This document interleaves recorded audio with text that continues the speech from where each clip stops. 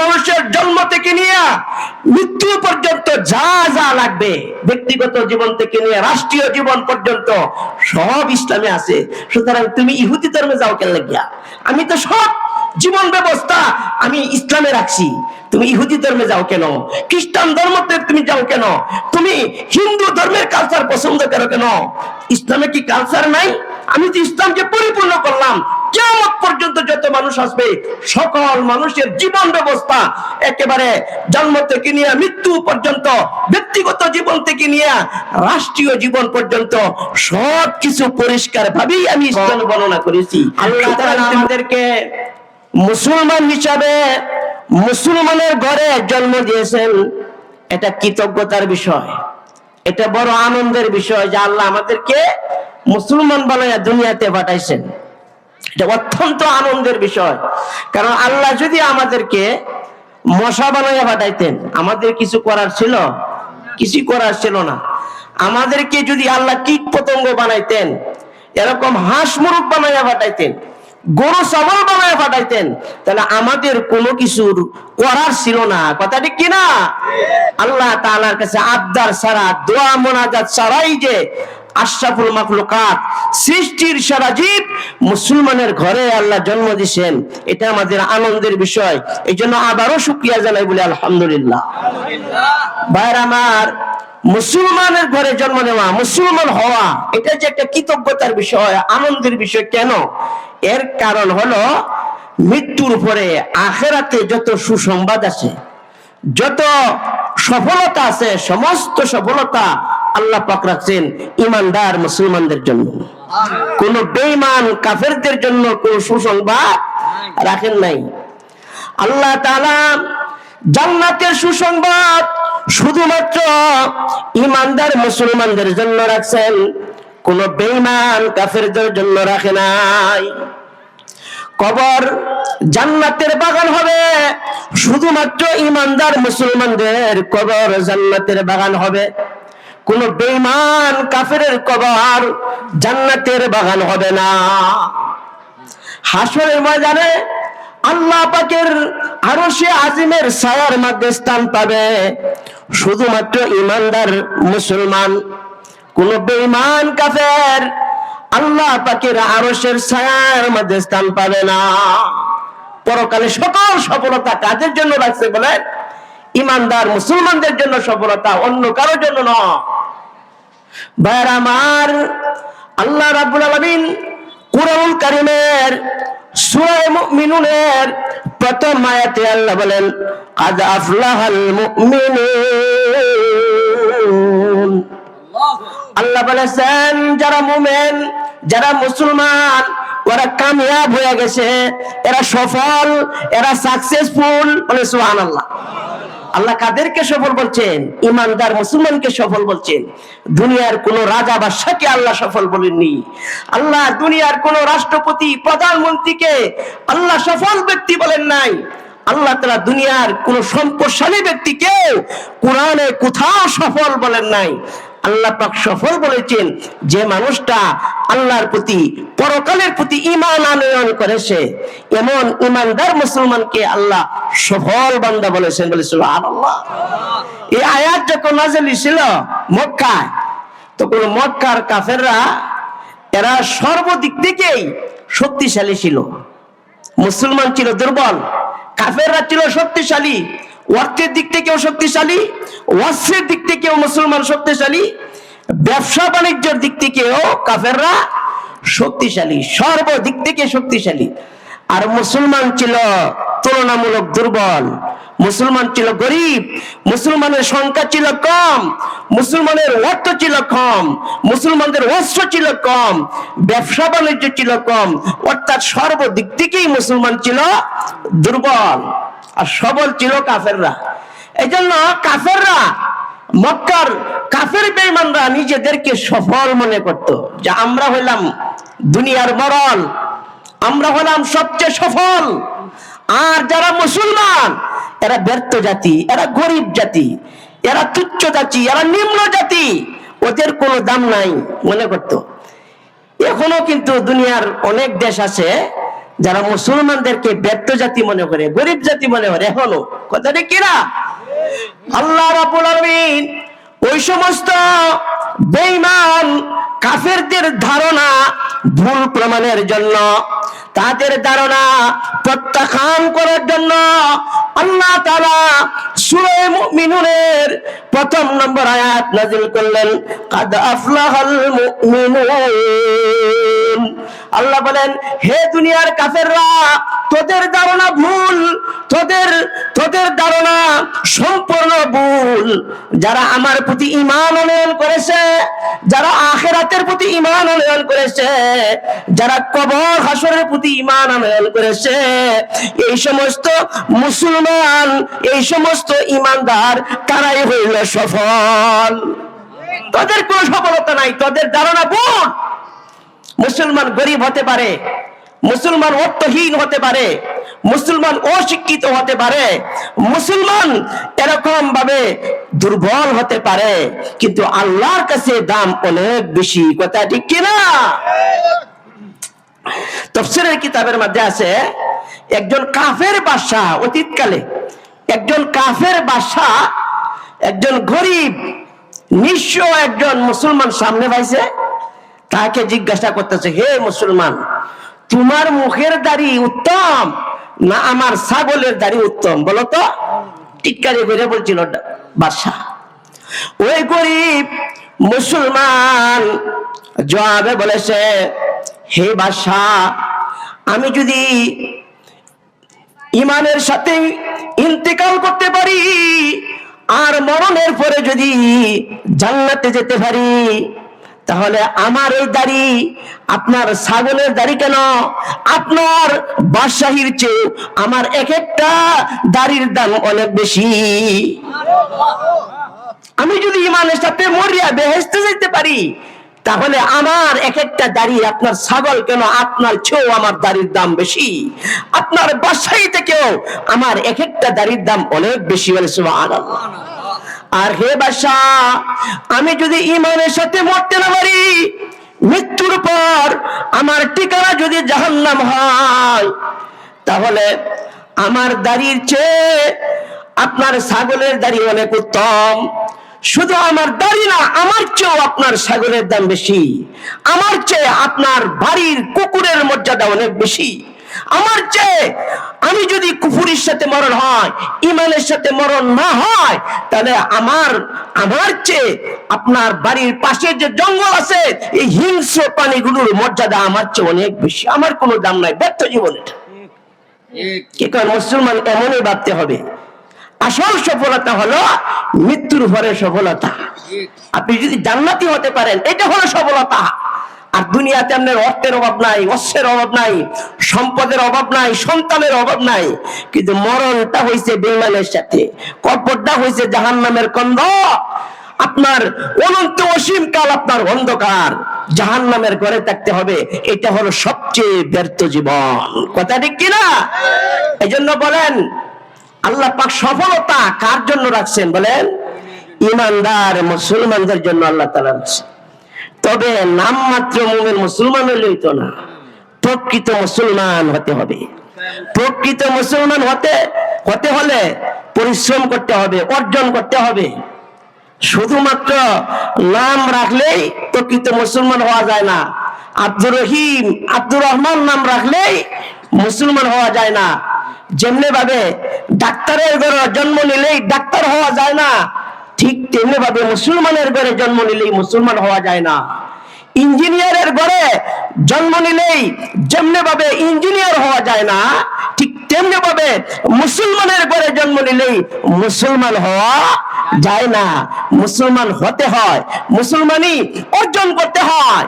এটা জন্মসূত্রে আসে না, এটা বংশগত ভাবে আসে না, এটা বাবা থেকে আসে না, এটা মা থেকে আসে না, মুসলমান হতে হয়। আরে ভাই, একজন সর্বনিম্ন মুসলমানও যদি হতে হয়, তারও যোগ্যতা লাগবে। সর্বনিম্ন যোগ্যতা, সর্বনিম্ন মুসলমান হইলেও 5টা যোগ্যতা লাগবে। কয়টা বলেন? সর্বনিম্ন। আপনি যদি মুসলমানের কাতারে আপনার নামটা লেখাতে চান, তাহলে কমপক্ষে কয়টা আমল লাগবে বলেন? 5টা। 3টা গরিবের জন্য আর 5টা লাগবে ধনী ব্যক্তিদের জন্য। হাদিসে জিব্রাইলের মধ্যে আছে, হাদিসে জিব্রাইল বলা হয় জিব্রাইল আলাইহিস সালাতু ওয়াস সালাম মানুষের সুরত ধরিয়া নবীজির কাছে আসছিলেন।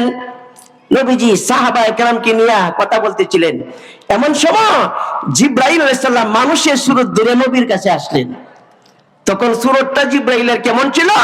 ও মাথার চুল আর মুখের দাড়ি এটা ছিল একদম কালো কুচকুচে, আর গায়ের জামাগুলো ছিল একদম দবদবে সাদা, দুধের মতো সাদা।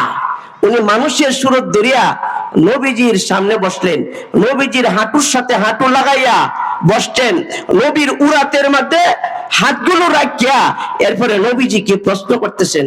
সাহাবায়ে কেরাম দেখতেছেন আর আশ্চর্যান্বিত, ওদের কি ব্যাপার, এমন মানুষ তো জীবনে কোনোদিন দেখি নাই, সে কোথায় থেকে আসছে, আবার দূর থেকে আসছে এমন কোনো আলামত তার মধ্যে নাই, সে উদয় হয়ে গেছে। বলেন না সুবহানাল্লাহ। জিব্রাইল আলাইহিস সালাতু ওয়াস সালাম আল্লাহর নবীকে প্রশ্ন করেন, ইয়া রাসূলুল্লাহ আখবিরনি আনিল ইসলাম, সর্বনিম্ন মুসলমান কারে কয় আপনি বলে দেন। আল্লাহর নবী বলেছেন সর্বনিম্ন মুসলমান হইল যার মধ্যে 5টা গুণ থাকবে, সে হলো সর্বনিম্ন মুসলমান। নিজেকে মুসলমানের কাতারে নাম লেখাইতে চায় তাহলে ওই 4-5টা আমল তার অবশ্যই লাগবে। তিনি নবীজি বলেছেন মুসলমান হতে হলে, সর্বনিম্ন মুসলমান হতে হলে 1 নম্বর হলো আনতাশহাদা আল্লাহ ইলাহা ইল্লাল্লাহু ওয়া আন্না মুহাম্মাদান আবদুহু ওয়া রাসূলুহু। 1 নম্বর গুণ হলো যে এই কথার সাক্ষ্য দেওয়া যে আল্লাহ ছাড়া কোনো মাবুদ নাই, মুহাম্মদ সাল্লাল্লাহু আলাইহি সাল্লাম আল্লাহর বান্দা ও রাসূল। এই কথা দিল দিয়ে স্বীকৃতি দেওয়া, দিল দিয়ে বিশ্বাস করা, জবান দিয়ে স্বীকৃতি দেওয়া, এটা হলো 1 নম্বর। 2 নম্বর হলো সর্বনিম্ন মুসলমান হওয়ার 2 নম্বর গুণ হলো ওয়া তুকিমাস সালাহ, নামাজ কায়েম করা, 5 ওয়াক্ত নামাজ পড়া সর্বনিম্ন মুসলমানের 2 নম্বর গুণ, ইমানের পরে দেয়া। 3 নম্বর হলো ওয়া তুতিজ যাকাতা, সর্বনিম্ন মুসলমানের 3 নম্বর গুণ হলো ওয়া তুতিজ যাকাতা, সম্পদশালী হলে যাকাত দান করা, নেশাব পরিমাণ সম্পদের মালিক হলে বছর শেষে যাকাত দেওয়া, এটা হলো 3 নম্বর। 4 নম্বর গুণ সর্বনিম্ন মুসলমানের 4 নম্বর যে গুণ ওয়া তাসুম রমাদান, রমজান মাস আসলে রোজাগুলো রাখা, রমজানের রোজা রাখা, এটা হলো 4 নম্বর গুণ। আর 5 নম্বর হলো ওয়া তাহিজ্জাল বাইতা ইন ইসতাতা ইলাইহি সাবিলা। আর 5ম নম্বর হলো আল্লাহ যদি হজের সামর্থ্য দান করেন তাহলে হজ করা। এই 5টা গুণ বলার পরে হযরত জিবরাইল আলাইহিস সালাম বলেন যে কাদ সাদাক্তা ইয়া রাসূলুল্লাহ, আপনি সত্যি বলেছেন, তাকেই সর্বনিম্ন মুসলমান বলেন না সুবহানাল্লাহ। অর্থাৎ ইসলামের 5টা ভিত্তির কথা বলছেন। এখানে এই 5টার মধ্যে 2টা গরিবের লাগে বাদ। ধনী যারা তারা সর্বনিম্ন মুসলমান হলে কয়টা লাগবে? 5টা, ঈমান, নামাজ, রোজা, হজ, যাকাত। এই যে হজ যাকাতের সম্পদের সাথে ধনী, যে এই জন্য যারা ধনী মানুষ তাদের সর্বনিম্ন মুসলমান হইতে হলে এই 5টা লাগবেই। আর গরিব হয়, সে চলার মতো সম্পদ না থাকে, যাকাত দিব দূরের কথা, হজ করবো দূরের কথা, সে চলতেই পারে না, তার জন্য কমপক্ষে 3টা লাগবে। 1 নম্বর হলো ঈমান, 2 নম্বর হলো 5 ওয়াক্ত নামাজ, 3 নম্বর হলো রমজান মাসে রোজা রাখা। এখন বলেন আমার জানা মতে বহু মানুষ এমন আছে, এই হাঁসকুড়ি ময়দান আছে কিনা জানি না, বহু এলাকা গ্রাম আছে যেখানে এমন নিজেকে মুসলমান বলে দাবি করে কিন্তু নামাজ হক্ত করে না। আছে কিনা বলেন? এরা কি মুসলমানের কাতারের না কাতারের বাইরে? কাতারের বাইরের। বাইরে আমার সর্বনিম্ন মুসলমান হওয়ার যোগ্যতা 80 জনের মধ্যে নাই, কথা ঠিক কিনা? অথচ কারো মধ্যে যদি এই 5টা থাকে তবু এই 5টা গুণ যদি কারো মাঝে থাকে, সে সর্বনিম্ন মুসলমান হতে পারে, কিন্তু সে প্রকৃত মুসলমান হতে পারে না, পূর্ণাঙ্গ মুসলমান হতে পারে না। কারণ পূর্ণাঙ্গ মুসলমান হতে হলে, প্রকৃত মুসলমান ইমানদার হতে হলে ইসলামের সকল বিধিবিধান মানতে হবে। শুধু 2-1টা মানেন তাহলে আপনি পূর্ণাঙ্গ মুসলমান না। যেমন মনে করেন আপনি একটা ঘর তুলবেন, ফাউন্ডেশন দিচ্ছেন, কিন্তু ফাউন্ডেশনটা দেয়া আপনার কোনো ছানিও দেন নাই, দরজা জানালাও দেন নাই, এখন কি এটা কি ঘর বলতে পারবে? ঘরের একটা ফাউন্ডেশন বলতে পারবেন, কিন্তু ঘর বলা যাবে না। ঠিক তেমনি ভাবে ইসলামের এই 5টা গুণ যদি আপনার মধ্যে থাকে, তাহলে বুঝতে হবে আপনার মধ্যে ইসলামের ফাউন্ডেশন আছে, কিন্তু এখনো পূর্ণাঙ্গ মুসলমান আপনি হন নাই। ফাউন্ডেশন আছে। আপনার একটা জামা বানাইছেন, হাতা নাই, এই জামাটা কি আপনি পূর্ণাঙ্গ জামা বলতে পারবেন? শুধু জামা বলতে পারবেন, কিন্তু একটা পরিপূর্ণ জামা বলতে পারবেন না। ঠিক তেমনি ভাবে আপনি যদি একজন প্রকৃত পূর্ণাঙ্গ মুসলমান দাবি করতে চান, তাহলে ইসলামের সকল বিধিবিধান মানতে হবে, ইসলামের ফরজ অবশ্যই মানতে হবে, ইসলামের ওয়াজিব সবগুলো মানতে হবে, আর আল্লাহ যা হারাম করেছেন সমস্ত হারাম বস্তু থেকে নিজেকে বিরত রাখতে হবে। আল্লাহ রাব্বুল আলামিন কুরআনুল কারীমের সূরাতুল বাকারার মধ্যে এই কথাটাই আল্লাহ বলেছেন, ইয়া আইয়ুহাল্লাযীনা আমানু দুখুলু ফিস সিলমি কাফা। আল্লাহ বলেন, হে ঈমানদারগণ, তোমরা ইসলামে পরিপূর্ণভাবে প্রবেশ করো, পরিপূর্ণভাবে ইসলামে প্রবেশ করো। এই কথার অর্থ হলো আল্লাহ ফরজ ওয়াজিব যা করছেন এগুলো যথাযথ আদায় করতে হবে, সুন্নতে মুআক্কাদা যথাযথ আদায় করতে হবে, আর হারাম আল্লাহ যা ইসলামে হারাম করেছেন, নিষিদ্ধ করেছেন, এগুলো থেকে বিরত থাকতে হবে। ফরজ, ওয়াজিব আর নিষিদ্ধ বস্তু, এই 3 জাতীয় জিনিস থেকে নিজেকে আপনার পালন করতে হবে। ফরজ ওয়াজিব আদায় করতে হবে, সুন্নতে মুআক্কাদাও আদায় করতে হবে, আর যেগুলো হারাম করছেন, চুরি, ডাকাতি, সন্ত্রাসী, চিন্তাই, এই সবগুলো বিরত থাকতে হবে, বর্জন করতে হবে।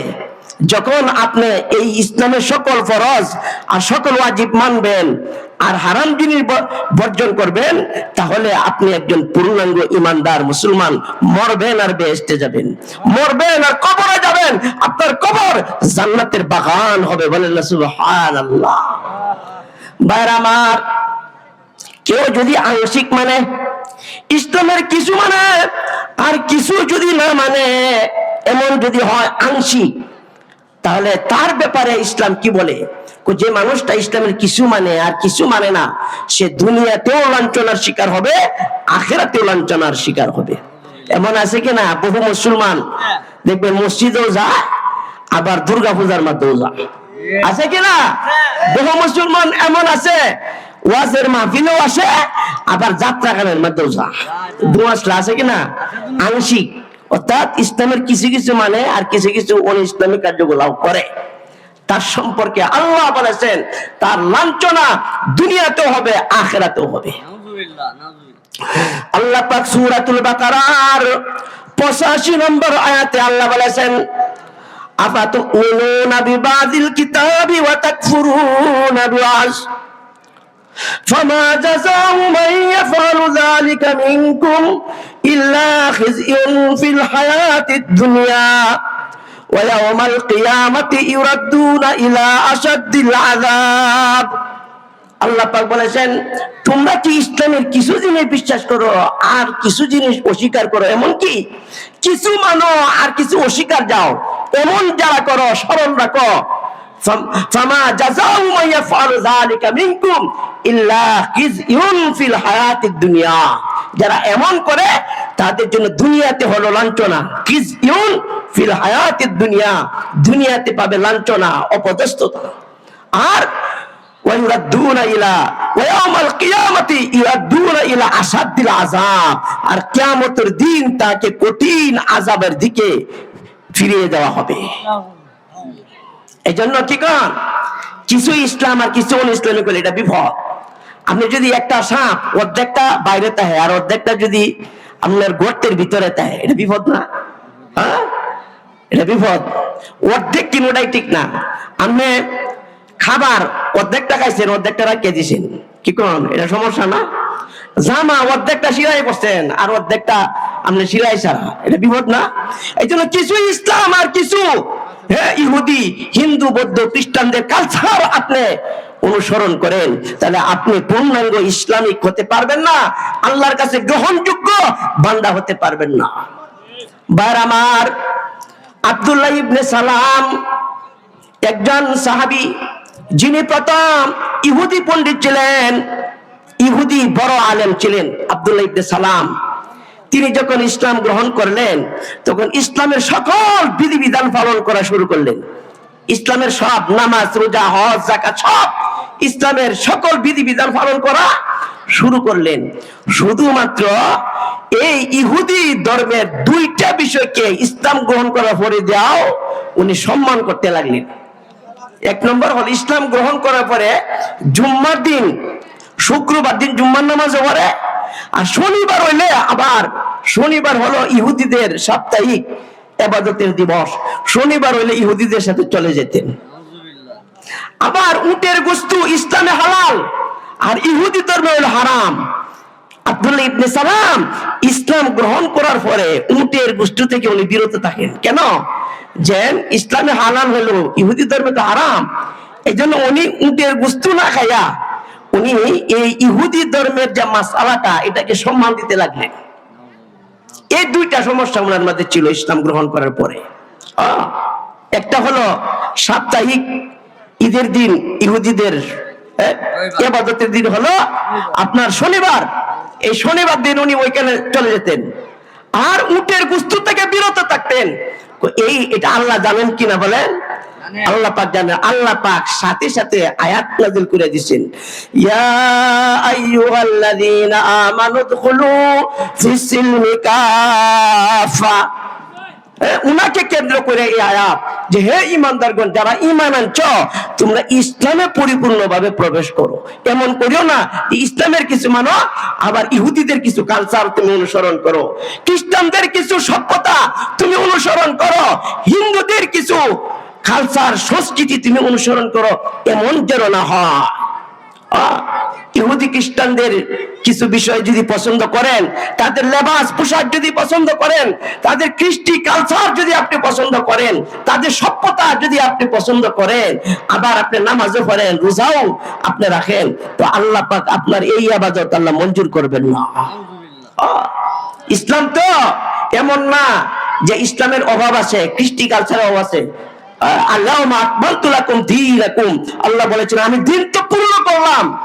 একটা মানুষের জন্ম থেকে নিয়ে মৃত্যু পর্যন্ত যা যা লাগবে, ব্যক্তিগত জীবন থেকে নিয়ে রাষ্ট্রীয় জীবন পর্যন্ত সব ইসলামে আছে। সুতরাং তুমি ইহুদি ধর্মে যাও কেন লাগিয়া? আমি তো সব জীবন ব্যবস্থা আমি ইসলামে রাখছি, তুমি ইহুদি ধর্মে যাও কেন? খ্রিস্টান ধর্মতে তুমি যাও কেন? তুমি হিন্দু ধর্মের কালচার পছন্দ করো কেন? ইসলামে কি কালচার নাই? আমি তো ইসলামকে পরিপূর্ণ করলাম। কিয়ামত পর্যন্ত যত মানুষ আসবে সকল মানুষের জীবন ব্যবস্থা একেবারে জন্ম থেকে নিয়ে মৃত্যু পর্যন্ত, ব্যক্তিগত জীবন থেকে নিয়ে রাষ্ট্রীয় জীবন পর্যন্ত সব কিছু পরিষ্কার ভাবেই আমি ইসলামে বর্ণনা করেছি। সুতরাং তুমি অন্য কালচারের দিকে তুমি আকৃষ্ট হও কেন? আপনারা কি আমার কথা বুঝতেছে? এই জন্য ভাইরা আমার, প্রকৃত মুসলমান হতে হলে ইসলামের সভ্যতা, ইসলামের কৃষ্টি কালচার, ইসলামের সকল আচার আচরণ মেনে নিতে হবে। ইহুদি ধর্মের কিছু নয়, খ্রিস্টান ধর্মের কিছু অনুসরণ করা যাবে না, এরকম হিন্দু ধর্মের কালচারও অনুসরণ করা যাবে না, আল্লাহ নারাজ হয়ে যাবেন। আপনারা জানেন হযরত মুসা আলাইহিস সালামের উপর যে কিতাব নাযিল করছিলেন, এই কিতাবের নাম হলো তাওরাত। কি কোন? তাওরাত কিতাব আল্লাহ নাযিল করছিলেন। এই তাওরাত কিতাব নবীর যুগে হযরত ওমর ইবনে খাত্তাব রাদিয়াল্লাহু তাআলা পড়লেন, পড়িয়া দেখেন যে তাওরাতের মধ্যে আল্লাহ ভালো ভালো কথা রাখছেন। সুবহানাল্লাহ। তাওরাত কিতাব পড়িয়া নবীজির কাছে গেলেন, গিয়া বলতে, ইয়া রাসূলুল্লাহ, আমি যে তাওরাত পড়লাম খুব ভালো লাগলো, তাওরাত খুব ভালো, নবীজি উমরের এই কথা শুনে নবীজির চেহারা লাল হয়ে গেছে রাগে, এবং বলতে লাগলেন, হে উমর,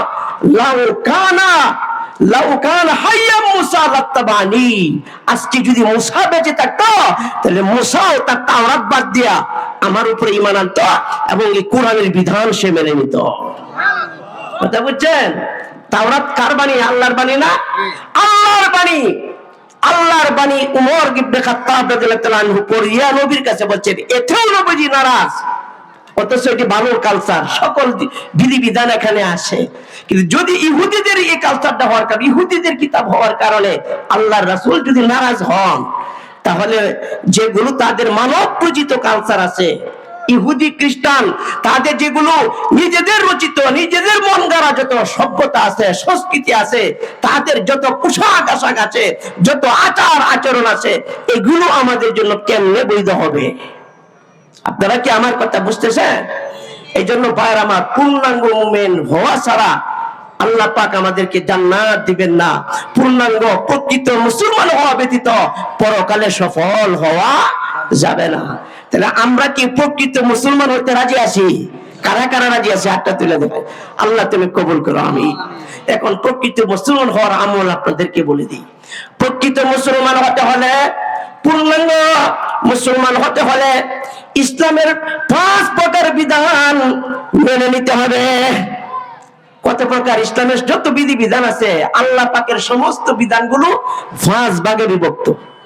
আল্লাহ পাকের সকল বিধি বিধান কত ভাবে বিভক্ত বলেন? 5 ভাবে। আপনার যদি পূর্ণাঙ্গ মুসলমান হতে হয়, 5টাই আপনার মেনে নিতে হবে।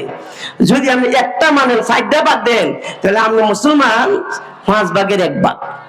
আপনি যদি 2টা মানেন, তাহলে 5 ভাগের 2 ভাগ মুসলমান, আর 3 ভাগ আপনার মধ্যে নাই। আপনি যদি 5 ভাগে আপনার মধ্যে থাকে, তাহলে আপনার মধ্যে পূর্ণ ঈমান আর ইসলাম আছে। আল্লাহ পাক রাজি খুশি হয়ে যাবেন। বলে সুবহানাল্লাহ। আপনি মরবেন আর বেহেশতে যাবেন। এই জন্য 5 প্রকার বিধিবিধান মেনে নেন। 5 প্রকার বিধিবিধান কি? 1 নম্বর হলো খাঁটি ঈমানের অধিকারী হওয়া। শুধু ঈমান বলছি না, খাঁটি ঈমানের অধিকারী হওয়া। মাজার প্রতি ঈমানদারের মতো ঈমান হলে হবে না। এরকম রাফিজিদের মতো, শিয়াদের মতো ঈমান হলে হবে না, খারিজিদের মতো ঈমান হলে হবে না।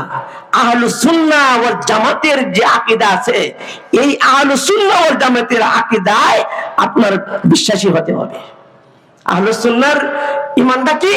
আল্লাহ রাসূল বলেছেন, মা আনা আলাইহি ওয়া আসহাবি।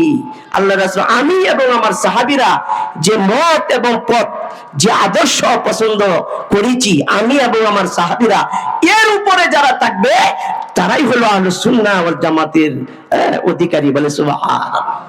এটা হলো খাঁটি ঈমানদার হইতে হলে রাসূলের সুন্নাহ আর সাহাবায়ে কেরামের সুন্নাহকে অনুসরণ করতে হবে। এর বাইরে গেলেই আপনি বিপদে পড়বেন। কথা বুঝছেন? খাঁটি ঈমানদার হতে হলে আহলুস সুন্নাহ হতে হবে, আর আহলুস সুন্নাহ ওয়াল জামাত হতে হলে নবীর সুন্নাত আর সাহাবায়ে কেরামের জামাত, অর্থাৎ সমস্ত সাহাবায়ে কেরামকে মানতে হবে। ভাইরা আমার, খাঁটি ঈমানের উপর অটল থাকতে হবে। কি থাকতে হবে বলেন? অটল। সকালবেলা ঈমানদার, বিকাল বেলা ঈমান চলে গেল, কচু পাতার ফানির মতো থাকলে হবে না। যদি ঈমানের উপর টিক থাকতে গিয়া, আপনার ঈমানের উপর অটল থাকতে গিয়া যদি আপনাকে কতল করা হয়, কতিলতা আহুর রিক্তা, আপনাকে যদি কতল করা হয়, তবু ঈমান ছাড়া যাবে না, জীবন ছাড়া যাবে। ঈমানের উপর অটল থাকতে গিয়া আপনাকে যদি আগুনে পুরানো হয়, তাহলে ঈমানের উপর অটল থাকতে হবে, আগুনকে বাছাই করে নিতে হবে। ঈমানের উপর টিক থাকতে গিয়া আপনাকে যদি জেলে যেতে হয়, তাহলে জেলকে আপন করতে হবে, তবু ঈমান ছাড়া যাবে না। ঈমানের উপর অটল থাকতে গিয়া আপনাকে যদি ফাঁসির কাস্টে যেতে হয়, তাহলে ফাঁসির কাস্টকেই প্রাধান্য দিতে হবে, তবু ঈমান ছাড়া যাবে না, অটল থাকতে হবে। অটল। ইস্তাকিম কামা কুমিলতা। আল্লাহ পাক যেমন ভাবে অটল থাকতে বলেছেন, সেইভাবে অটল থাকতে হবে। জীবনের সব কিছু থেকে দাম হলো ঈমান। আমার জীবনের চেয়েও বেশি দাম ঈমান, আমার সম্পদের চেয়েও বেশি দাম ঈমান, আমার পরিবারের চেয়েও বেশি দাম হলো ঈমান, পৃথিবীর সব কিছু থেকে আপন হলো ঈমান। কথা ঠিক কিনা? যদি জীবন চলার পথে এমন হয় যে ইমান বাঁচাইলে জীবন বাঁচানো যেত না, আর জীবন বাঁচাইলে ইমান বাঁচানো যাবে না। যদি এমন পরিস্থিতি দেখা দেয় তাহলে বলেন তো কি করতে হবে? ইমান বাঁচাইতে হবে, জীবনের মায়া করা যাবে না। সুতরাং জীবনের চেয়েও ইমানের দাম বেশি। আপনার রাস্তায় দাঁড়ায় হাঁটতেছেন, একটা বাস আইতাছে, আপনার জীবন এই ক্ষেত্রে রক্ষা করা ফরজ। বাসে নিচে হইয়া যাওয়া এটা ঠিক হইতো না। একটা সাপ আইতাছে, এই সাপের আক্রমণ থেকে আপনার জীবন রক্ষা করা আপনার উপর ফরজ, জীবন বাঁচানো ফরজ। কিন্তু যখন দেখবেন ইমান আর জীবনের সাথে সাংঘর্ষিক, ইমান বাঁচাইলে জীবন বাঁচানো যেত না, আর জীবন বাঁচাইলে ইমান বাঁচানো যেত না, এমন পরিস্থিতি যদি জীবন চলার পথে কখনো হয়, তাহলে জীবনের মায়া ছেড়ে দিতে হবে, ইমানের মায়া ধরে রাখতে হবে। কথা ঠিক কিনা? সাহাবায়ে কেরাম এবং আম্বিয়া কেরাম এটা প্রমাণ করেছেন। ইব্রাহিম আলাইহিস সালামকে আগুনে নিক্ষেপ করা হলো, তিনি যদি একবার বলতেন ঠিক আছে আমি তোমাদের নমরুদের সবকিছু আমি মেনে নিলাম, নমরুদের আমি আদর্শ মেনে নিলাম, তাহলে ওনাকে আগুনে ফেলতো না। কথা ঠিক কিনা? জীবনের মায়া ছেড়ে দিয়েছেন। আগুনে গেলে যে আল্লাহ রক্ষা করবেন এটা আগুনে নিক্ষিপ্ত হওয়ার আগে উনি জানতেন না। কথা ঠিক কিনা? হযরতে বেলাল রাদিয়াল্লাহু তাআলা আনহুকে যখন দিনের বেলা বালুর মধ্যে শোয়া রাখতো, আবার চাবুক দিয়ে পিটানো হতো, সন্ধ্যাবেলা ঘরে আনিয়া ধারাবাহিক ভাবে ফালাক্রমে তাকে পিটানো হইতো। এরপরও তিনি বলতেন আহাদ আহাদ, আল্লাহ এক, এর চেয়ে বেশি বলার মতো ওনার শক্তি নাই। এই জন্য আহাদ আহাদ বললে বলতেন, বুঝাইতে চাচ্ছেন যে আমি যে একক আল্লাহর প্রতি ঈমান আনছি, জীবন চলে গেল সেই ঈমান ছাড়তে রাজি না। উনি আহাদ আহাদ বলে আল্লাহকে ইঙ্গিত দিতেন, বলে সুবহানাল্লাহ। ওয়াইন কুতিলতা আও হুরিকতা, যদি হত্যা করা হয়, আগুনে নিক্ষেপ করা হয়, জেলে দেওয়া হয়, ফাঁসিতে দেওয়া হয়, যদি দেশান্তর করা হয়, হিজরত করতে হয়, তবু করতে হবে, ঈমান ছাড়া যাবে না। তাহলে খাঁটি ইমানের উপর মত পর্যন্ত অটল যদি থাকি, তাহলে আমি ইমানদার মুসলমানের 1 নম্বর গুণ অর্জন করতে পারলাম। আমরা কি পারবো? মাশাআল্লাহ। 1 নম্বর। 2 নম্বর গুণ কি? আমি যদি প্রকৃত মুসলমান হতে চাই, আমরা যদি প্রকৃত পূর্ণাঙ্গ মুসলমান হতে চাই, 5 প্রকার ইসলামের বিধিবিধান জীবনে মেনে নিতে হবে।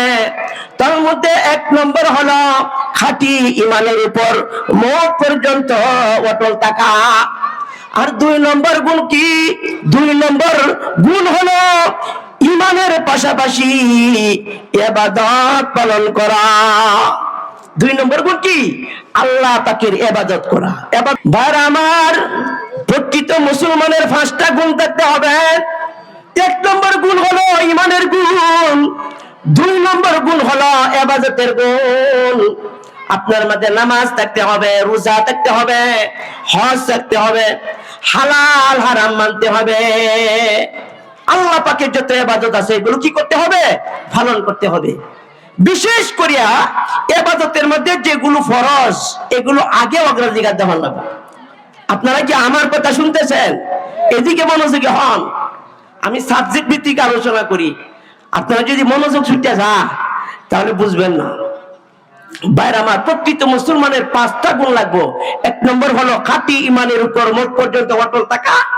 2 নম্বর হলো ইমানের পাশাপাশি ইবাদত বন্দেগী করা। আর ইবাদত করতে হবে ফরজ থেকে শুরু করা লাগবে।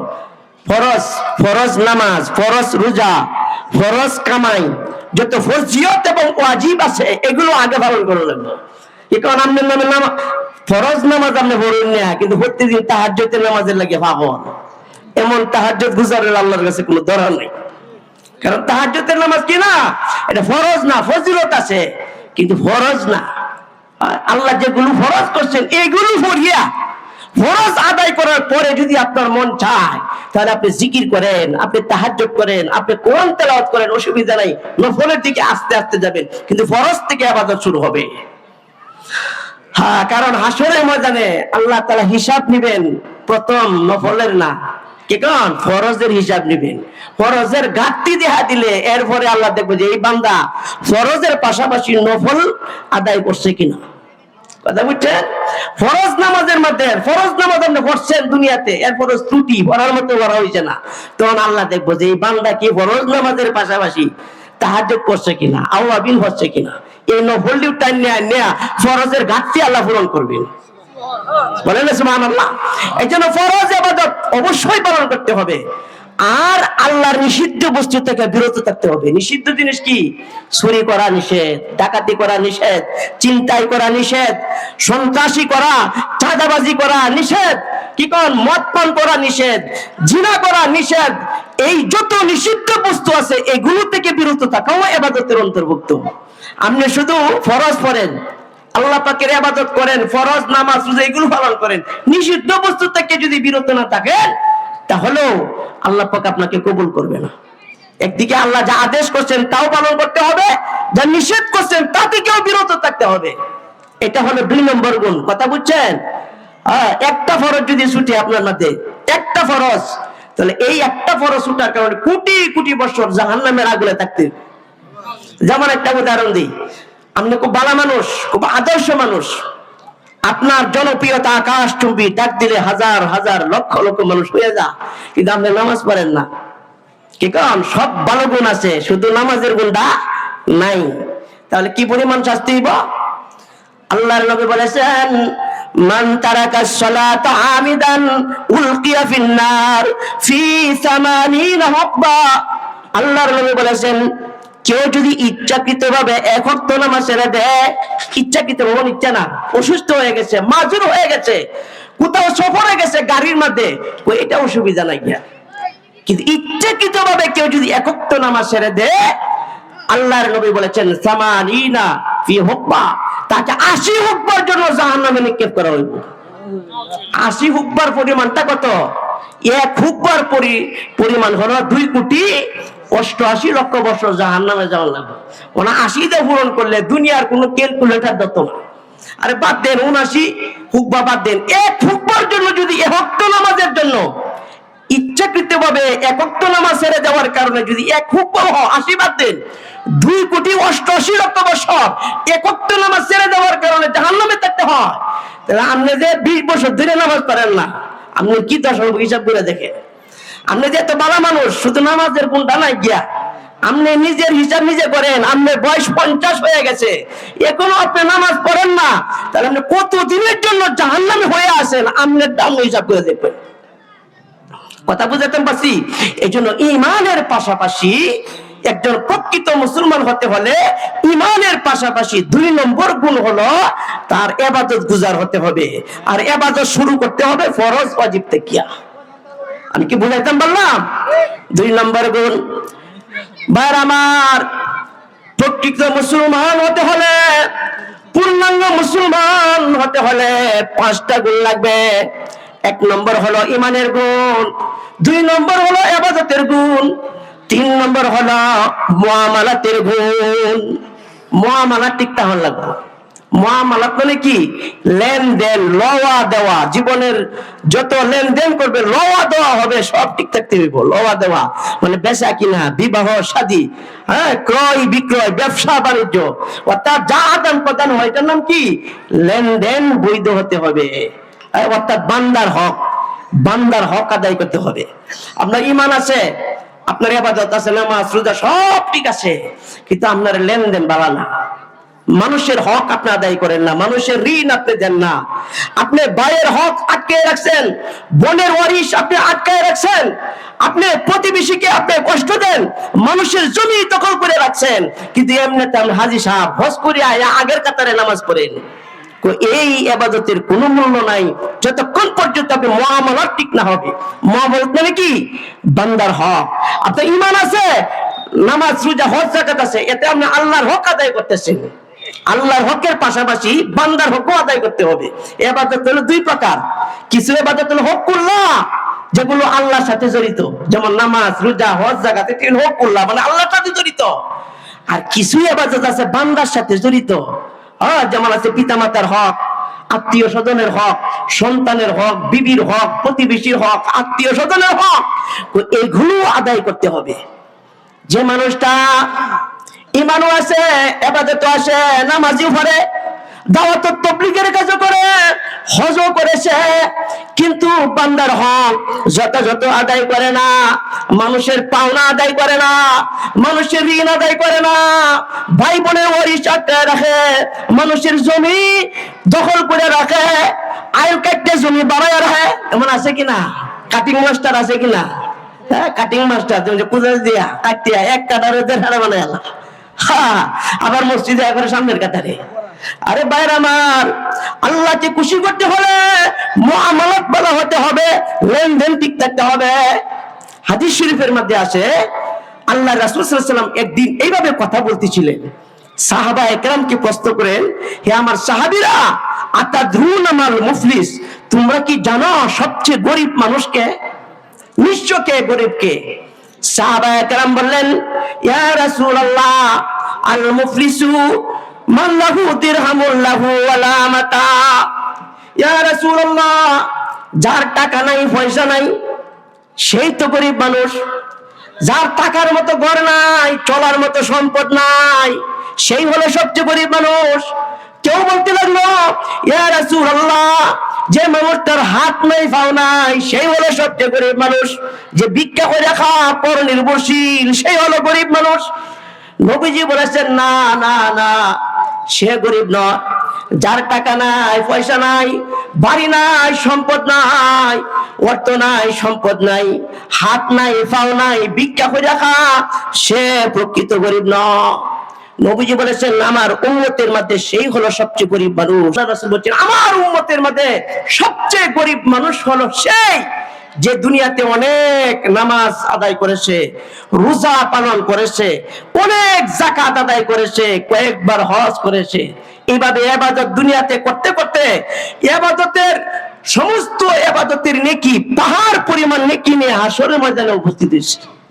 তার নেকের অভাব নাই, পাহাড় পরিমাণ নেকি নিয়ে, নেকির পাহাড় নিয়ে সে আল্লাহর দরবারে হাশরের ময়দানে উপস্থিত হয়েছে। পাশাপাশি মানুষের হক নষ্ট করার গুনাহ নিয়ে উপস্থিত হয়েছে, অর্থাৎ বান্দার হক নষ্ট করার গুনাহ নিয়েও উপস্থিত হয়েছে। একদিকে নামাজ রোজা হজ যাকাতের সওয়াবের পাহাড়, অন্যদিকে বান্দার হক নষ্ট করার গুনাহ নিয়েও উপস্থিত হয়েছে। নবীজি উদাহরণ দিয়েছেন যে কাদ শাতামা হাদা, অমুককে গালি দিয়েছে, ক্ষমা চাই নাই। অমুককে মিথ্যা অপবাদ দিয়ে তার মান সম্মান নষ্ট করেছে, সে ক্ষমা চাই নাই। অমুকের মাল গ্রাস করেছে, সম্পদ গ্রাস করেছে, জমি দখল করেছে, টাকা আপনার আত্মসাৎ করেছে, ঋণ আনিয়া সে ঋণ দেয় নাই, অথবা কাউকে প্রহার করেছে, ক্ষমা চাই নাই। ক্ষমতা প্রয়োগ করেছে, সে যেজন ক্ষমতাবান ছিল সেই ক্ষমতা প্রয়োগ করছে, কিন্তু গরিব মানুষ প্রতিশোধ দিতে পারে নাই। এই সমস্ত গুনাহ, বান্দার হক নষ্ট করা, মানুষকে কষ্ট দেওয়ার গুনাহ নিয়ে উপস্থিত হবে। আল্লাহ রাসূল বলছেন যে এই মানুষটার ফয়সালা হবে আল্লাহর পক্ষ থেকে, বলা হবে, হে বান্দা, তুমি যাকে তোমার কাছে যারা পাওনাদার আছে তাদের পাওনা তুমি দিয়ে দেও, যারা জমি দিয়ে লোকছ জমি দিয়ে দেও, যাকে রক্তাক্ত করেছ এই তাকে খুশি করো। সে বলবে, আল্লাহ, আমি যারে জমি ঠকাইছিলাম, এখন তো আমি জমির মালিক না, কি দিব? আমি যারে টাকা ঠকাইছিলাম তারে তো টাকা দেওয়ার মতো আমার কাছে কিছু নাই, আমি কোত্থেকে দিব? আল্লাহ বলবে, তুমি যে এই যে ইবাদত করে সব কামাইছো, এই সবগুলো তুমি দেয়া দেও ভাগ্যরিয়া। কি পরিমাণ দিব? হযরত কেরামত আলী জৈনপুরী রাহমাতুল্লাহ আলাইহি, আল্লাহ পাকের বড় একজন বুজুর্গ, উনি বলেছে, এতে কেউ যদি কাউকে 25 পয়সা পরিমাণ সম্পদ ঠকায়, কি পরিমাণ? 25 পয়সা পরিমাণ ঠকায়, এটা পয়সা হোক আল্লাহ সম্পদ হোক, তাহলে তার 35 ওয়াক্ত নামাজের সওয়াব দিতে হবে। কত ওয়াক্ত? 35 ওয়াক্ত নামাজের সওয়াব দেওয়া লাগবে। এখন ওইছেন জমি আইল কাটতে বড় করছুন, হ্যাঁ, আধা কাটা বাড়াই আলছেন জমি, এটার দাম যদি 50,000 টাকা হয়, আর 25 পয়সার লাগে যদি 35 ওয়াক্ত নামাজের সওয়াব দেওয়া লাগে, তো যারে 50,000 টাকার পরিমাণ সম্পদ ঠকাইছেন তারে কি পরিমাণ নামাজ আর রোজার সওয়াব দেওয়া লাগবে আপনারাই করুন। আল্লাহর নবী বলেছেন, এইভাবে হকদারের হকের বিনিময়ে যখন কাউকে নামাজের সওয়াব দিতে হবে, কাউকে রোজার সওয়াব দিয়ে দিতে হবে, কাউকে যাকাতের সওয়াব দিয়ে দিতে হবে, কাউকে কোরআন তেলাওয়াতের সওয়াব দিয়ে দিতে হবে, কাউকে হজের সওয়াব দিয়ে দিতে হবে। এইভাবে পাওনাদারকে নেকি দিতে দিতে এমন অবস্থা হবে তার আর একটা নেকিও থাকবে না, কিন্তু পাওনাদার বাকি থাকিবে। নবীজি বলেছেন পাওনাদারকে নেকি দিতে দিতে তার নেকি শেষ হয়ে যাব, কিন্তু পাওনাদার দাঁড়ায় তখন কি দিব? আল্লাহর রাসূল বলেছেন পাওনাদারকে তো নেকি দেওয়ার মতো কিছু নাই, কিন্তু পাওনাদার দুনিয়াতে যে গুনাহ করছে এই গুনাহগুলো তাকে চাপিয়ে দেওয়া হবে। ফাতুরিহাত আলাইহি সুম্মা তুরিহা ফিন্নার। আল্লাহ রাসূল বলেন নিজের গুনাহ না, পাওনাদারের গুনাহ মাথায় নিয়া আর নিজের কষ্টের নেকিগুলো পাওনাদারকে দিয়া খালি হাতে যে মানুষটা জাহান্নামের আগুনে যাবে সেই হলো আমার উম্মতের মধ্যে সবচেয়ে নিঃস্ব গরিব মানুষ। কথা বুঝাতে পারছি? এই জন্য নামাজ পড়লে কি লাভ হবে যদি মানুষের হক আদায় না করেন? আপনি যদি মানুষকে ঠকান, মানুষের সম্পদ কারিয়ে আনেন, আর এদিক দিয়ে নামাজ একেবারে 5 ওয়াক্তের পড়ে দাও, আওয়াবিনও পড়েন, তাহাজ্জুদও আপনি পড়েন, ইশরাকও পড়েন, আবার জিকির সকাল বিকাল সব ঠিক আছে, অসুবিধা নাই, আপনি কষ্ট করতেছেন, আল্লাহ আপনাকে নেকি দিব, কিন্তু নেকি গুলো ধরে রাখার মতো ব্যবস্থা তো আপনি করেন নাই। মানুষের পাওনা না দেওয়ার কারণে আপনার কষ্টের ইবাদতের সব পাওনাদারকে দেয়া দিতে হবে।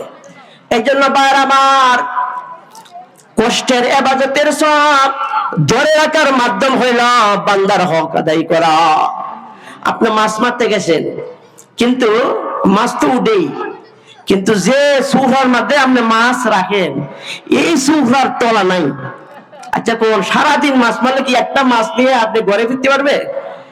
একটা মাছ নিয়ে ঘরে ফিরতে পারবেন না, কারণ হলো আপনার সুফার তলা নাই। ঠিক তেমনি ভাবে আপনি সারাদিন 24 ঘন্টায় আপনি ইবাদত করেন, কিন্তু বান্দার হকের ব্যাপারে আপনি কোনো পরোয়া করেন না। ভাইয়ের ওয়ারিশ আপনি আটকায় রাখেন, বোনের ওয়ারিশ আটকায় রাখেন, এই ব্যাপারে আপনার কোনো চিন্তা নাই। প্রতিবেশীর জমি দখল করে আছেন, এই ব্যাপারে আপনার কোনো চিন্তা নাই, আপনার চিন্তা করে ইবাদত বন্দেগী করতেছেন, নামাজ পড়েন, জিকির করেন, তেলাওয়াত করেন, কিন্তু পাওনাদারের পাওনা আপনি দেন না। তাহলে আপনার অবস্থাটা হাসরের ময়দানে এমন হবে, নেকি তো কামাইতেছে, নেকি একটাও নিজের পকেটে থাকবে না, এইগুলো সুফরার তলায় দিয়ে সব পড়ে যাবে।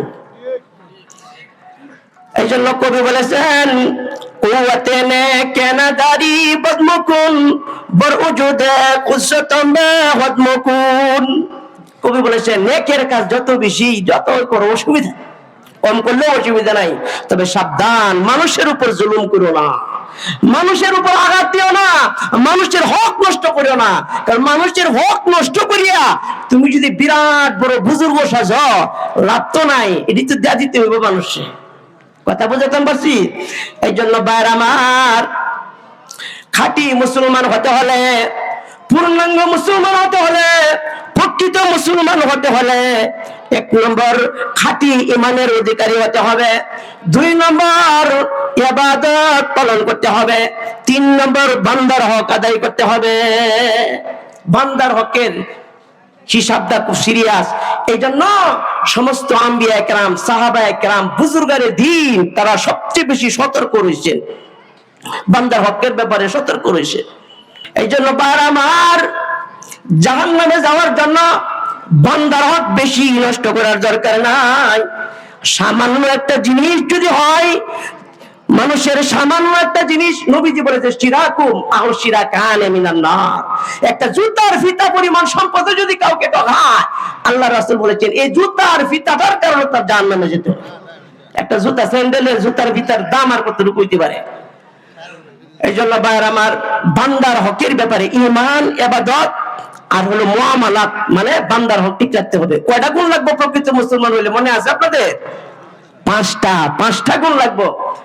প্রকৃত ঈমানদার হতে হলে, পূর্ণাঙ্গ মুসলমান হতে হলে 5টা গুণ লাগবে। 1 নম্বর হলো খাঁটি ঈমানের গুণ, 2 নম্বর হলো ইবাদতের গুণ, 3 নম্বর হলো বান্দার হকের গুণ, 4 নম্বর হলো মুআশারাত। 4 নম্বর গুণ হলো মুআশারাত ঠিক থাকতে হবে। মুআশারাত মানে কি? চরিত্র ঠিক থাকা লাগবে, সকল মানুষের সাথে সুন্দর ব্যবহার করতে হইব। আপনি নামাজ পড়েন, রোজা রাখেন, বাহিরে মানুষের সাথে সম্পর্ক ভালো, কিন্তু আপনার পিতার সাথে সম্পর্ক ভালো না, আপনি জাহান্নামে যাবেন, জান্নাতে যেতে পারবেন না। আপনি ভাইয়ের সাথে আচরণ খারাপ করেন, তাহলে আপনি পূর্ণাঙ্গ মুসলমান হতে পারবেন না। আপনি বাহিরে ভালো মানুষ, কিন্তু বিবির সাথে সম্পর্ক ভালো না, তাহলে হলো সকল মানুষের সাথে সুন্দর আচরণ করতে হবে, আখলাক ঠিক রাখতে হবে।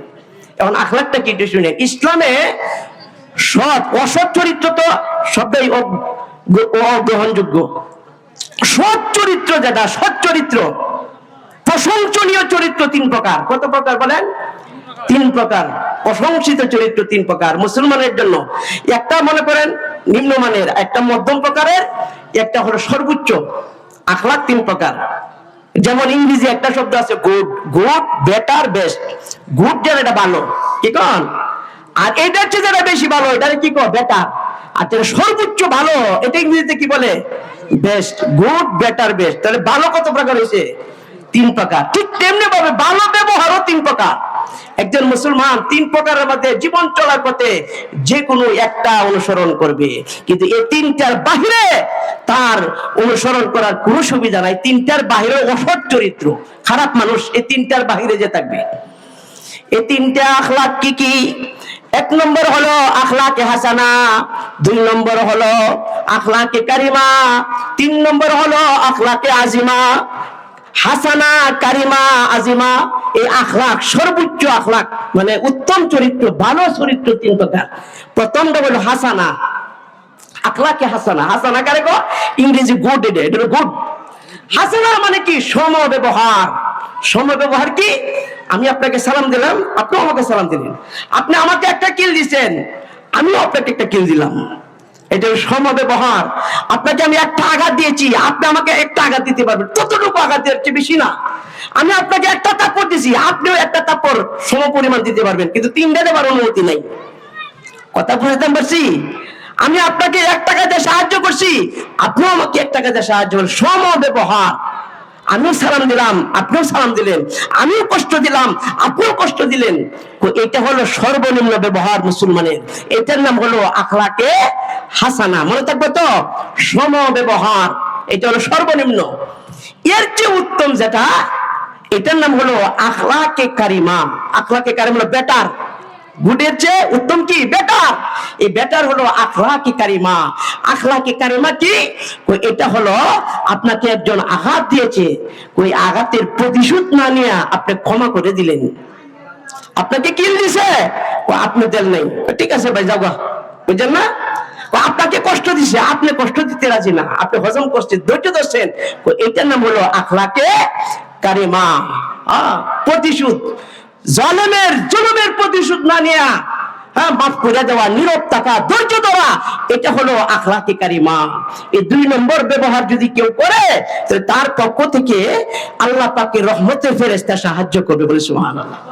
আপনাকে আঘাত দিছে, আপনি যে সবুর করতে পারেন, সবুরের মাওয়া বলে, তার মানে কি? আপনার সবুরের পরিবর্তে আপনি যে প্রতিশোধ দিলেন না, এই প্রতিশোধ আল্লাহ ফেরেশতার মাধ্যমে নেবেন, বলেন সুবহানাল্লাহ। এটা হলো আখলাকে কারিমা। 3 নম্বর আখলাক হলো আখলাকে আজিমা।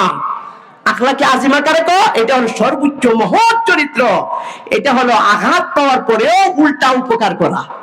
আখলাকে আজিমা, কষ্ট পাওয়ার পরেও আপনাকে কষ্ট দিচ্ছে, কিন্তু আপনি পাল্টা কষ্ট না দিয়ে বরং উপকার করলেন, এটা হলো আখলাকে কারিমা। আপনাকে আঘাত দিছে, আপনি মাফছে, ভাই মাফ করে দিন। আপনারা কিল দিছে, আপনার ভাই কেন লাগে আমার মারতেছেন, ভাই আমার মাফ করে দিন। আপনি কি কষ্ট পাইছেন, কেন লাগে আমার উপরে আপনি আঘাত করতেছেন, এটা নাম হলো আখলাকে কারিমা। আমাদের নবী মুহাম্মদ সাল্লাল্লাহু আলাইহি ওয়াসাল্লাম এই সর্বোচ্চ আখলাকের অধিকারী ছিলেন। ইন্নাকা আলা খুলুকিন আযীম। আমার নবী মুহাম্মদ সাল্লাল্লাহু আলাইহি ওয়াসাল্লাম আখলাকে আযীমের অধিকারী ছিলেন, বলেন সুবহানাল্লাহ। এজন্য তায়েফের ময়দানে তায়েফের বকাটেরা নবীজিকে যখন কষ্ট দিছে, তখন আল্লাহ ফেরেশতা পাঠাইছে, তুমি নবীর কাছ থেকে বড় প্রতিশোধ দেওয়ার জন্য। ফেরেশতারা বলছে, ও নবীজি, আপনাকে আঘাত দিয়েছে, আপনাকে রক্তাক্ত করেছে, আপনি অনুমতি দেন এই তায়েফবাসীকে ধ্বংস করে দিব। নবীজি বলেছে, না, ওরা বুঝে না, ওদের সন্তানগুলো ঈমানদার আনবে। আল্লাহুম্মা হাদি কাওমি ফাইন্নাহুম লা ইয়ালামুন। আল্লাহ, ওরা বুঝে না, না বুঝে আঘাত করছে, ওদেরকে ক্ষমা করে দাও, ওদেরকে হেদায়েত দান করো। নবীজি প্রতিশোধ না নিয়ে হেদায়েতের দোয়া করছেন। এটা হলো আখলাকে আজিমা। এরকম নবীজি মক্কার জীবন ছিল জুলুমের জীবন, মানুষকে অত্যাচার করত। এই অত্যাচার করতে করতে এমন অবস্থা হয়েছে, একজন সাহাবী নবীর কাছে আইসা বলতে লাগলেন, ইয়া রাসূলুল্লাহ, মক্কায় আর কত কষ্ট করবেন? আপনি তো আল্লাহর নবী, আল্লাহর প্রিয় বান্দা, আপনি ওদের জন্য একটু বদদোয়া করেন না। ইয়া রাসূলুল্লাহ, উদু আলাল মুশরিকিন, আপনি যদি মুশরিকদের ব্যাপারে একটু বদদোয়া দেন, তাতে ওরা ধ্বংস হয়ে যায়। আল্লাহর নবী বলেছেন, লা মুবাস লাআনান ওয়া ইন্নামা বুইস্তু রাহমা। আমি নবীজি বলেছেন যে শোনো, আমি তো অভিশাপকারী না, আমি তো মানুষের কাছ থেকে প্রতিশোধ নেওয়ার জন্য দুনিয়াতে আসি নাই, আমি তো রহমতের নবী হিসাবে আসছি, প্রতিশোধ নেওয়া তো আমার কাজ না। এটা হলো নবীজি আখলাকে আজিব, মহৎ চরিত্রের অধিকারী নবীজি ছিলেন। এমন ইহুদি মেহমান রাতের বেলা ওনার বাসায় রয়েছে, দুষ্টামি করিয়া বিছানায় পায়খানা করিয়া চলে গেছে সকাল সকাল। নবীজি রাগ না করে তিনি তালাশ করা শুরু, হায় হায়, আমার যে ইহুদি মেহমান ছিল, না জানি রাতের বেলা পেটের পীড়ায়, পেটের কষ্টে সে অসুস্থ হয়েছে, অসুস্থ হয়ে পায়খানা করেছে। নবীজি কাঁদতে কাঁদতে বিছানা পরিষ্কার করলেন আর ওই ইহুদির জন্য দোয়া করতে লাগলেন। এই চরিত্র ছিল কে? আপনার আমার নবী মুহাম্মদ সাল্লাল্লাহু আলাইহি ওয়াসাল্লাম। এক যুদ্ধ থেকে ফেরার পথে নবীজি একটা গাছের নিচে শুয়ে ছিলেন, তলোয়ারটা একটা ডালের সাথে ঝুলায় রাখলেন। এমন সময় আপনার একটা কাফের লক্ষ্য করছে যে নবী ঘুমিয়ে পড়ছেন, তলোয়ারটা উপরে, আস্তে আস্তে তলোয়ার নিয়ে নবীজির একদম মাথা বরাবর ধরছে। ধরিয়া নবীজি থেকে বলতেছে, ইয়া মুহাম্মদ মা ইয়াসিমুকা মিন্নি, হে মুহাম্মদ, আমার হাত থেকে তোমাকে কে রক্ষা করবে? নবীজি চোখ খুলে দেখেন মাথা বরাবর তলোয়ার, সঙ্গে সঙ্গে বলেছেন আল্লাহু আকবার। তকবীর দিবেন তো ভয়ে তরতর করে হরিয়েছে গা, হাত থেকে তলোয়ার হরিয়েছে গা। এবার নবীজি তলোয়ার হাতে নিয়ে তার উপরে উনি বসছেন। তিনি বলছেন, এবার তুমি বলো তোমাকে কে রক্ষা করবে? সে বলছে, ইয়া রাসূলুল্লাহ, আপনি ছাড়া আমার কেউ পথ নাই। নবী বললেন, যা, তোকে ক্ষমা করে দিলাম। এটা হলো নবীর আখলাক। আজকে দেখেছেন আমাদের কি আখলাক আছে? হয়তো সমব্যবহার থাকতে হবে, আখলাকে আছে না, আর না হয় এর চেয়ে উন্নত মানের চরিত্র থাকতে হবে, আর না সর্বোচ্চ আখলাকে আজিমা থাকতে হবে। এই তিনটার বাহিরে মুসলমানদের জন্য আর কোনো আখলাক নাই। আমি যদি আমার জীবন চলার পথে আখলাকে হাসানা, আখলাকে কারিমা, আখলাকে আজিমার অধিকারী যদি হতে পারি, তাহলে আমার যত আমল আছে, নামাজ, রোজা, হজ, যাকাত, এই সমস্ত আমলের ওজন আল্লাহ বাড়াইয়া দিবে বলে সুবহানাল্লাহ। হাসরের মাঠে বান্দার আমল সেই সময় সবচেয়ে শক্তিশালী হবে, ভারী হবে, যখন তার আখলাক ভালো হবে। আপনার আখলাক যত সুন্দর হবে, আপনার আমল তত সুন্দর হবে। আপনার চরিত্র যত সুন্দর হবে, আপনার আমল, আপনার নামাজ, রোজা, হজ, যাকাত তত মিজানের পাল্লায় ভারী হবে বলে সুবহানাল্লাহ। এটা হলো 4 নম্বর গুণ। প্রকৃত মুমিন হতে হলে 1 নম্বর গুণ হলো ঈমানের গুণ, 2 নম্বর গুণ হলো ইবাদতের গুণ। প্রকৃত মুসলমান হতে হলে 3 নম্বর গুণ হলো বান্দার হকের গুণ, মুআমালাতের গুণ। 4 নম্বর গুণ হলো মুআশারাতের গুণ, অর্থাৎ আখলাক সুন্দর হতে হবে। প্রকৃত মুসলমান হতে হলে, পূর্ণাঙ্গ মুসলমান হতে হলে 5 নম্বর যে গুণটা দরকার, এটা হলো আত্মশুদ্ধির গুণ। আত্মার কিছু ভালো গুণ আছে, মন্দ গুণ আছে, মন্দ গুণগুলো অন্তর থেকে বের করা লাগবে, ভালো গুণ অন্তরে স্থান দিতে হবে। আত্মার খারাপ গুণগুলো কি? অহংকার, এটা হলো আত্মার বদগুণ, এটা বের করা লাগবে। হিংসা, কি কর, হাসাদ, হিংসা দিল থেকে বের করা লাগবে। বদজন, একজনকে ধারণামূলক খারাপ মনে করেন, এটা দিল থেকে বের করা লাগবে। এরকম কৃপণতা, দিলের কৃপণতা দিল থেকে বের করা লাগবে। বেশি কথা বলার মানসিকতা ছাড়তে হবে, বেশি খাওয়ার মানসিকতা, বেশি খাওয়া আর বেশি কথা বলা, দুটোই মানসিক রূপ, এগুলো ছাড়তে হবে। এগুলো মনের, দিলের রূপ, এইগুলো যদি থাকে আপনার ইবাদত আল্লাহ কবুল করবেন না। আপনার দিলের মধ্যে থাকতে হবে ইখলাস, সকল ইবাদত আল্লাহর জন্য। আপনার দিলের মধ্যে থাকতে হবে আপনার তওবা, আপনার দিলে থাকতে হবে তাওয়াজু, অহংকারের বিপরীত তাওয়াজু, বিনয় থাকতে হবে। আপনার দিলের মধ্যে থাকতে হবে সবুর, ধৈর্য। আপনার দিলের মধ্যে থাকতে হবে শুকর, কৃতজ্ঞতা। এই গুণগুলো দিলের মধ্যে যখন থাকবে, আর দিলের অসৎ গুণগুলো যখন দিল থেকে বের করবেন, তাহলে আপনার দিল হলো আত্মশুদ্ধি, পবিত্র দিল। আরে ভাই, আত্মশুদ্ধি যদি না হয়, তাহলে আপনার মরণ খারাপ হইব, কবরের অবস্থা খারাপ হইব, হাসরের ময়দানে আপনার খারাপ হইব। আজরাইল আলাইহিস সালাম যখন জান কবজ করে তখন মানুষের নাম ধরে ডাকে না, এমপি সাহেব রে ডান, এমপি সাহেব আপনি জানদানি তামাশি, এটা বলে না, কি বলে? ইয়া আইয়াতুহান নাফসুল মুতমাইন্না ইরজিই ইলা রাব্বিকি রাদিয়াতাম মারদিয়া। আজরাইল আলাইহিস সালাম তিনি লক্ষ্য করেন বান্দার আত্মা যদি পবিত্র হয় তাহলে পবিত্র আত্মা বলে ডাক দেন, হে পবিত্র আত্মা তুমি আল্লাহর দিকে ফিরে আসো, তুমি জান্নাতের দিকে ফিরে আসো। আর আত্মা যদি নাফাক হয়, আত্মা যদি খারাপ হয়, আজরাইল আলাইহিস সালাম বলেন ইয়া আইয়াতুহান নাফসুল খবিস ইরজিই ইলা আযাবিল্লাহ, হে খারাপ আত্মা, হে অসৎ আত্মা, হে খারাপ আত্মা তুই আল্লাহর আযাবের দিকে হায়, তুই আল্লাহর আযাবের দিকে হায়। তো আল্লাহকে আযাব অপেক্ষা করতেছে। এই জন্য দিলের দিকে তাকায় আজরাইল আলাইহিস সালাম তার রূহটাকে আল্লাহ কবজ করেন। যদি দিল কি হয়, আত্মা যদি পবিত্র হয় তাহলে তার আত্মাটা সুন্দর হয়ে বের হয়, আর আত্মা যদি খারাপ হয় তাহলে আজরাইল আলাইহিস সালাম কষ্ট দিয়ে বের করেন। এরপরে কবরে যে শান্তি হয় অশান্তি হয় কিসের উপর? দেহের উপর না, আত্মার জগৎ। কবর হলো আত্মার জগৎ। আপনার আত্মাটা যদি পবিত্র হয় তাহলে আত্মাটার মধ্যে আল্লাহ শান্তি দান করবো।